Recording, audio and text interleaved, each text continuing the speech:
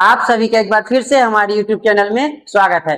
अब हम देखेंगे प्रश्नावली 8.1 का तीसरा सवाल। हमें यहाँ कह रहा है कि साइन ए बराबर 3/4 को cos ए और tan ए का मान ज्ञात कीजिए। जब भी आपको ऐसे सवाल देगा तो आपको क्या करना है, पहले देखना है कि जो थीटा पे क्या लिखा हुआ है। देखिए आप ध्यान से, यहाँ पे थीटा की जगह ए है, यहाँ भी थीटा की जगह ए है, यहाँ भी थीटा की जगह ए है। मतलब हमें यहाँ साइन ए का मान दिया है, कॉस ए और टेन ए का मान निकालना है। ठीक है, तो पहले जो आपको दिया है वो लिख लीजिए। क्या दिया है? साइन ए बराबर 3/4।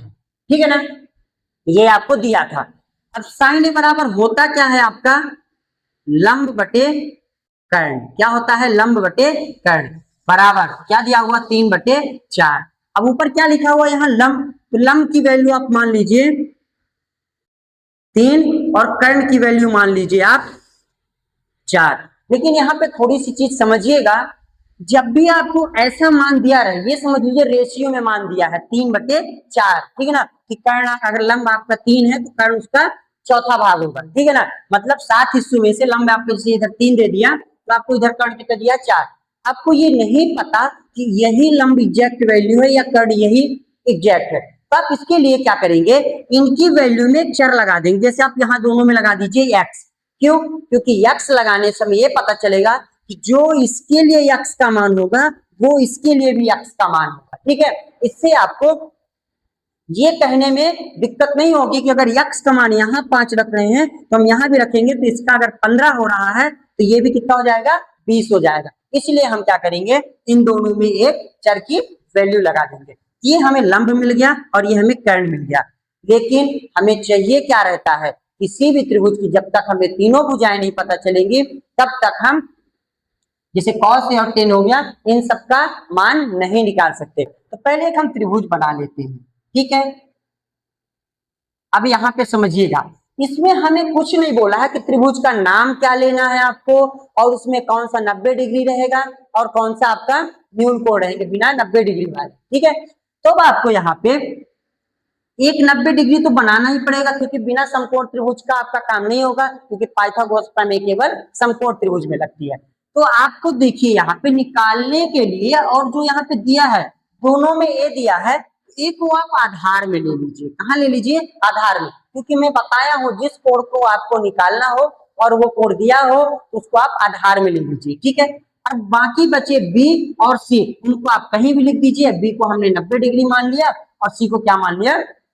ऊपर न्यून कोण, मतलब 90 से कम हो गया। ठीक है, अब आपको साइन ए बराबर ये दिया था, आपने इसको लिख लिया। आपको लंब बराबर 3x मिल गया, कर्ण बराबर क्या मिल गया? 4x मिल गया। ठीक है, अब आप क्या करेंगे, इस त्रिभुज एबीसी में, त्रिभुज एबीसी में किसका यूज करिए? पाइथागोरस प्रमेय का। पाइथागोरस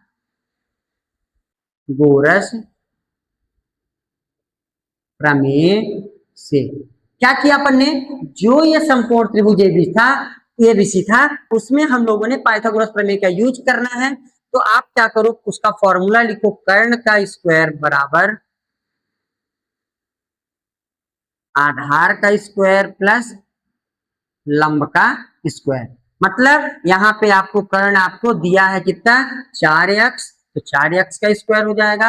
आधार आपको यहाँ पे देखिए नहीं दिया है, तो आधार क्या हो जाएगा? ab का स्क्वायर। लंब आपको 3 लिया है, आप लिख देंगे 3x का स्क्वायर। ठीक, 4 का स्क्वायर क्या होता है? 16, लेकिन x लगा तो x स्क्वायर हो जाएगा। ab स्क्वायर ये आपका वही लिखा रहेगा, प्लस 3x का स्क्वायर, मतलब क्या हो जाएगा? 9x square. 3 का स्क्वायर 9, x लगा तो x स्क्वायर। ठीक है, अब आपको क्या करना है, ए बी बराबर को उधर लिखा रहने दीजिए। 16 जो बराबर किधर लिखा है उसको आप लिखा रहने देंगे, जो प्लस का 9x स्क्वायर उसको बराबर किधर लाए तो क्या हो जाएगा? माइनस का 9x बराबर, तो ए बी स्क्वायर लिखा रहेगा वहीं, 9x स्क्वायर बराबर किधर आए तो माइनस में। अब 16 में अगर 9 को आप घटाएंगे तो क्या मिलेगा? 7x स्क्वायर बराबर यहाँ आपका ए बी स्क्वायर लिखा हुआ। ए बी से स्क्वायर हटेगा तो 7x स्क्वायर में क्या लग जाएगा? Under root. यहाँ हो जाएगा 7x स्क्वायर और यहाँ बचेगा आपका ए बी, क्योंकि यहाँ से रूट स्क्वायर अब हट गया। अब 7 का कोई वर्गमूल नहीं होता तो ये अंडर रूट में रहेगा, लेकिन x स्क्वायर का वर्गमूल क्या हो जाएगा? x, तो बाहर आ जाएगा रूट के।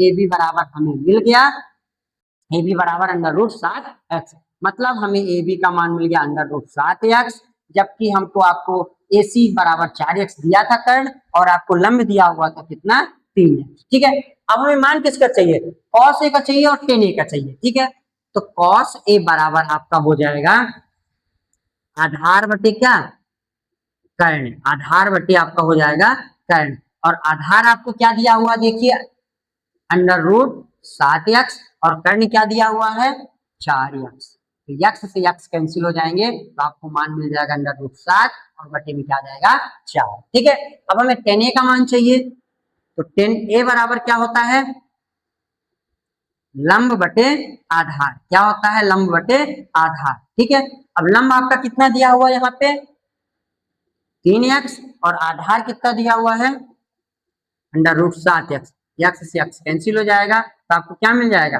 3 बटे अंडर रूट 7। तो यही हमें कॉस ए और टेन ए का मान मिल गया। ठीक है,